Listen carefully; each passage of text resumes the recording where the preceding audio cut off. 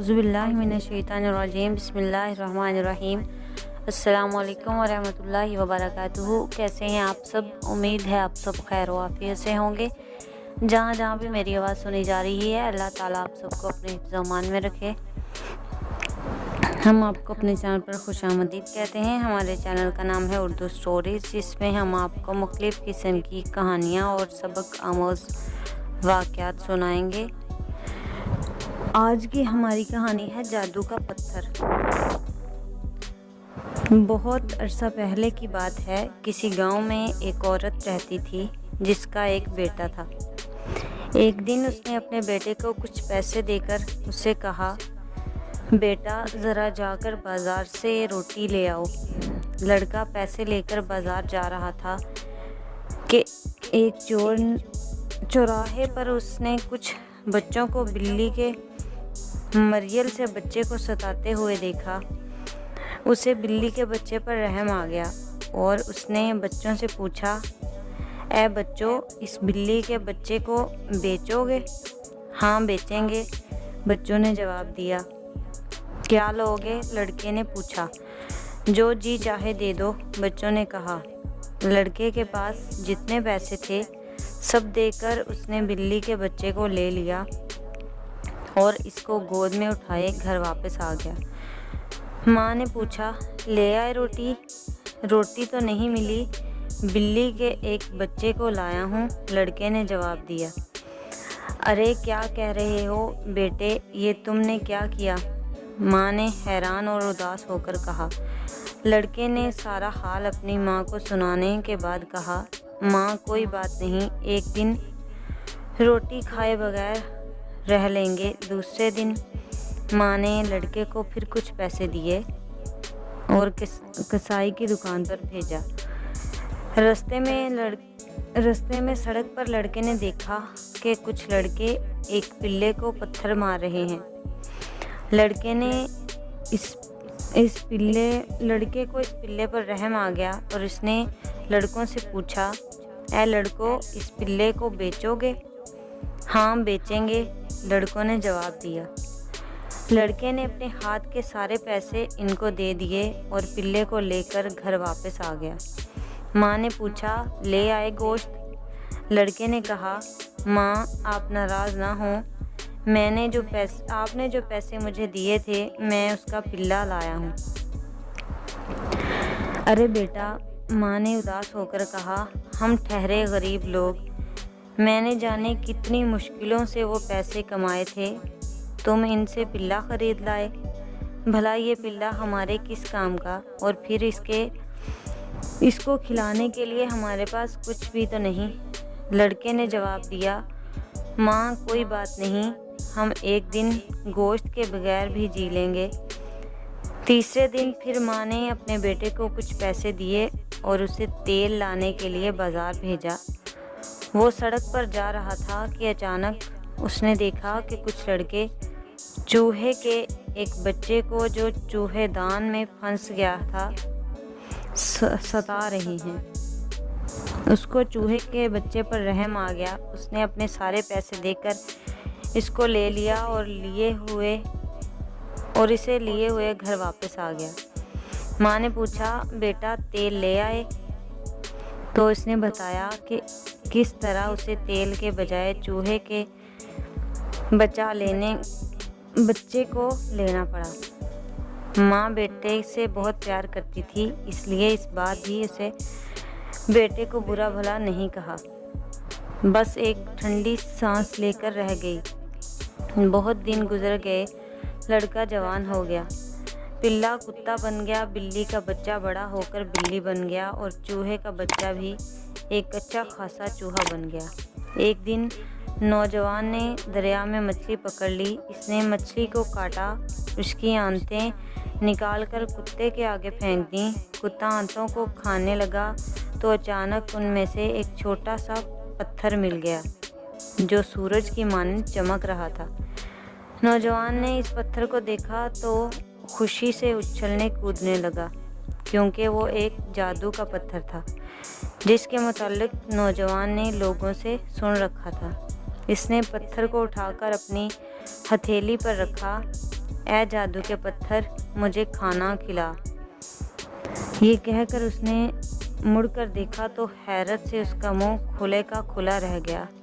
پلک جھپکتے ہی اس کے سامنے ایک بیش قیمت دسترخوان پر ایسے انوکھے اور لذیذ کھانے چنے ہوئے تھے کہ اس نے بھی کبھی خواب میں بھی نہیں دیکھا تھا۔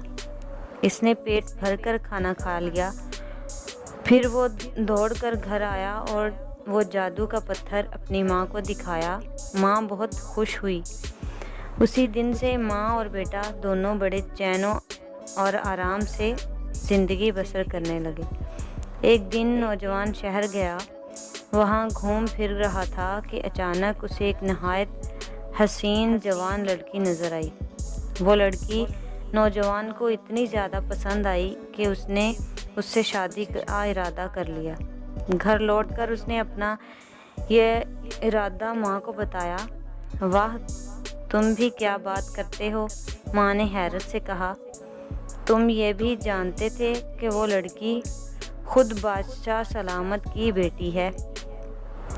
نہ بابا، میں پیغام لے کر بادشاہ کے پاس کبھی نہیں جاؤں گی۔ لیکن نوجوان اصرار کرتا رہا اور آخرکار ماں مجبوراً راضی ہو گئی۔ اس نے کہا، اچھی بات ہے، کہتے ہو تو چلی جاؤں گی، لیکن اتنا یاد رکھنا کہ بادشاہ کے محل سے آج تک کبھی کسی کو سکھ نہیں ملا۔ رات کے وقت ماں شاہی محل تک پہنچ گئی اور محل کے دروازے کے سامنے کی سڑک پر جھاڑو دے کر اس کی صفائی کر دی۔ صبح کو بادشاہ محل سے باہر نکلا تو یہ دیکھ کر بڑا حیران ہوا کہ دروازے کے سامنے کی زمین صاف ستھری ہو گئی ہے۔ اگلے دن صبح پھر اس نے دیکھا تو یہی حال تھا۔ اس نے زیادہ تعجب ہوا اور اس نے رات کو دروازے کے سامنے پہرے کھڑے کر دیے۔ تیسرے دن صبح سویرے پہرے دار ایک عورت کو پکڑ کر بادشاہ کے پاس لے آئے۔ بادشاہ نے عورت سے پوچھا، بتاؤ، تم روز رات کو میرے محل کے دروازے کے سامنے جھاڑو کیوں دیتی ہو؟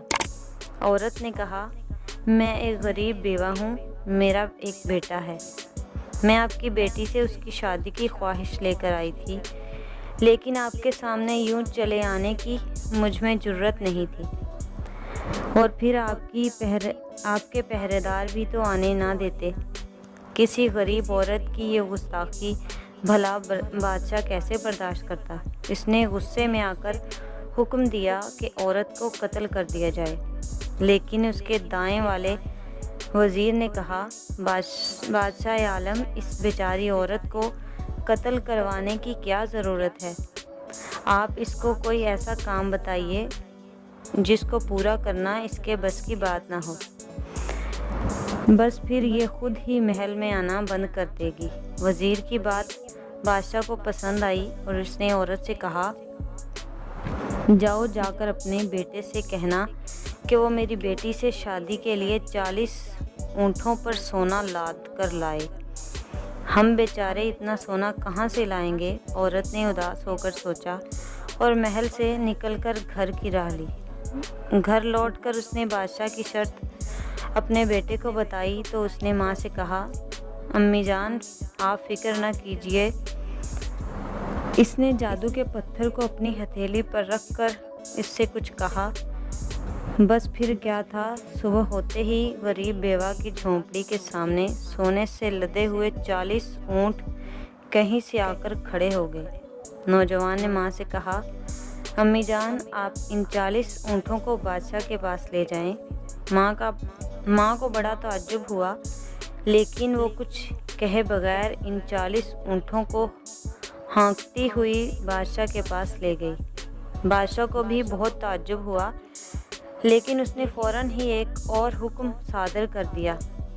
اس نے عورت سے کہا، اپنے بیٹے سے جا کر کہنا کہ وہ اپنی دلہن کے لیے ایک محل بنوائے جو سارے کا سارا خالص سونے کا ہو، تب ہی شادی بیاہ کی بات ہو سکتی ہے۔ ماں اور زیادہ اداس ہو گئی اور گھر جا کر بادشاہ کی نئی فرمائش اپنے بیٹے کو سنائی۔ نوجوان نے ماں کی باتیں چپ چاپ سن لیں اور پھر اس سے کہا، امی جان، آپ فکر نہ کیجیے، خالص سونے کا محل بھی بن جائے گا۔ صبح سویرے دریا کے کنارے ایک عالیشان محل کھڑا ہو گیا جو سارے کا سارا خالص سونے کا تھا۔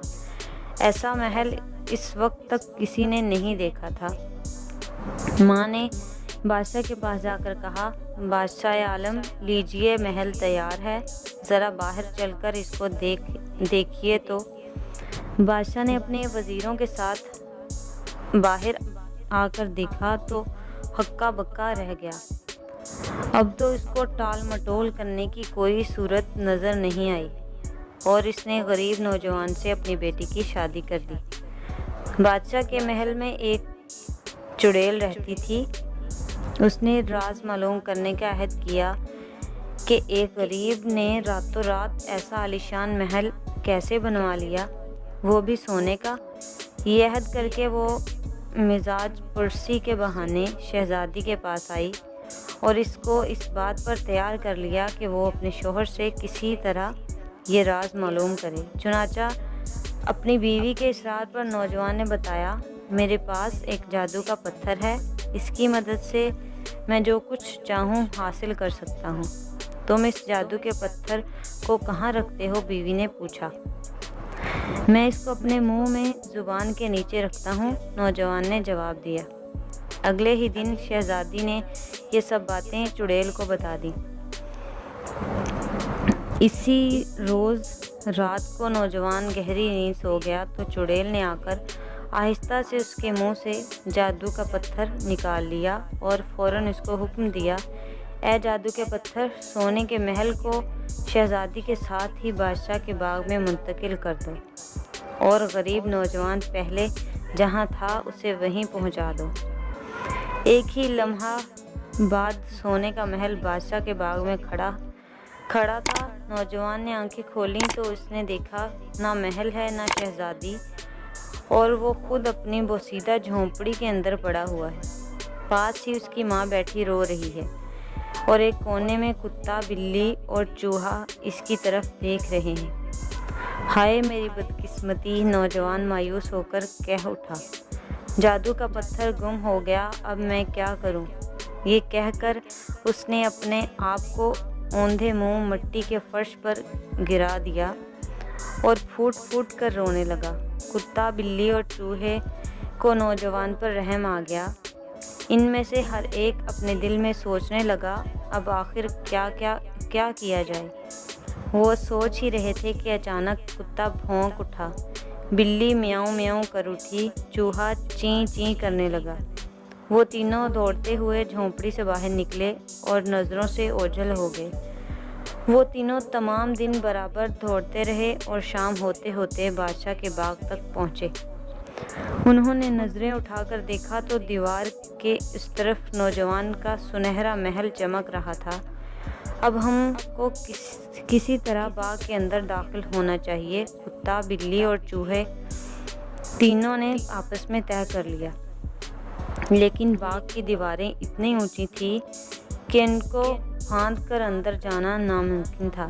سب دروازوں پر اندر سے مضبوط تالے لگے تھے۔ کتا، بلی اور چوہا تینوں دیوار میں کوئی سوراخ تلاش کرنے لگے۔ سوراخ تو نہ ملا۔ وہ تینوں مل کر دیوار کے نیچے زمین میں سے ایک سوراخ بنانے لگے۔ سب سے پہلے چوہے نے اپنے پنجے کام میں لگا دیے، پھر بلی اور آخر میں کتا اس کی جگہ کام میں لگ گیا۔ تھوڑی ہی دیر میں سرنگ تیار ہو گئی۔ پہلے چوہا سوراخ سے ہو کر اندر گیا، پھر بلی بھی اندر چلی گئی، کتا باہر پہرا دینے لگا۔ بلی اور چوہا دونوں سارے محل میں دوڑتے پھرے اور بالآخر اس کمرے میں داخل ہو گئے جہاں شہزادی سو رہی تھی، اور پاس ہی چڑیل پڑی سو رہی تھی جس نے اپنے ہونٹ زور سے بیچ رکھے تھے۔ عقل مند چوہا فوراً سمجھ گیا کہ جادو کے پتھر کو اس نے اپنے منہ میں زبان تلے دبا رکھا ہے۔ چوہا دبے پاؤں جا کر چڑیل کی چھاتی پر چڑھ گیا اور اپنی دم کی نوک سے اس کی ناک میں گدگدی کرنے لگا۔ چڑیل نے اپنا منہ کھول کر ایک چینک ماری اور جادو کا پتھر اچھل کر فرش پر گر پڑا۔ بلی نے فوراً اس کو منہ میں اٹھا لیا اور جب تک چڑیل ہوش سنبھالتی، بلی اور چوہا دونوں سر پر پاؤں رکھ کر بھاگتے بھاگتے ہوئے سوراخ کے راستے باہر سڑک پر آ گئے جہاں کتا ان کا انتظار کر رہا تھا۔ کتے نے فوراً جادو کا پتھر بلی سے لے کر اپنے منہ میں دبا لیا اور تینوں آگے دوڑ پڑے۔ ادھر محل میں کھلبلی مچ گئی، سب پکڑو پکڑو کر کے چیخنے لگے، چور کی تلاش ہونے لگی، لیکن انہیں یہ کیا معلوم تھا کہ جادو کا پتھر کسی کتے کے منہ میں پڑا ہوا ہے۔ کتا، بلی اور چوہا تینوں دوڑتے ہوئے تھوڑی دیر میں دریا کے کنارے پہنچے اور آپس میں اس بات پر بحث کرنے لگے کہ جادو کے پتھر کو اس پار کون لے جائے گا۔ بلی کہتی تھی پتھر کو اس پار میں لے جاؤں گی، کتا کہتا تھا نہیں تمہیں تو تیرنا بھی نہیں آتا، کہیں اس کو لے کے ڈوب ہی نہ جاؤ۔ چوہے کی بھی یہی خواہش تھی کہ جادو کے پتھر کو اس پار میں لے جاؤں۔ تینوں بہت دیر تک بحث کرتے رہے، کتا اپنی بات پر اڑا رہا اور پتھر اسی کے پاس رہ گیا۔ تینوں تیرتے ہوئے دریا پار کرنے لگے۔ اچانک کتے نے پانی میں اپنا عکس دیکھ لیا اور کوئی دوسرا کتا خیال کر کے زور سے جو بھونکا تو جادو کا پتھر اس کے منہ سے نکل کر پانی میں گر گیا۔ اسی وقت اچانک کہیں سے ایک بڑی سی مچھلی نکلی اور وہ پتھر نگل گئی۔ میں نے کہا تھا نا پتھر کو تم ہرگز نہ لے جانا، بلی نے مایوس ہو کر کتے سے کہا۔ اب وہ تینوں پریشان تھے کہ کیا کیا جائے، اپنے مالک کے پاس خالی ہاتھ جانا نہیں چاہتے تھے۔ نزدیک میں ماہی گیروں کی ایک بستی تھی، وہ تینوں حیران و پریشان چلتے ہوئے اس بستی میں گئے۔ تینوں کو بہت بھوک لگی تھی۔ خوش قسمتی سے ایک مچھیرے نے ایک بڑی مچھلی پکڑ لی۔ اس نے مچھلی کو کاٹ کر اس کی آنتیں پھینک دیں۔ کتا، بلی اور چوہا تینوں آنتوں کو کھانے لگے۔ اچانک بلی خوشی سے میاؤں کر اٹھی۔ معلوم ہوا کہ مچھلی کی آنتوں میں اس کو اچانک کوئی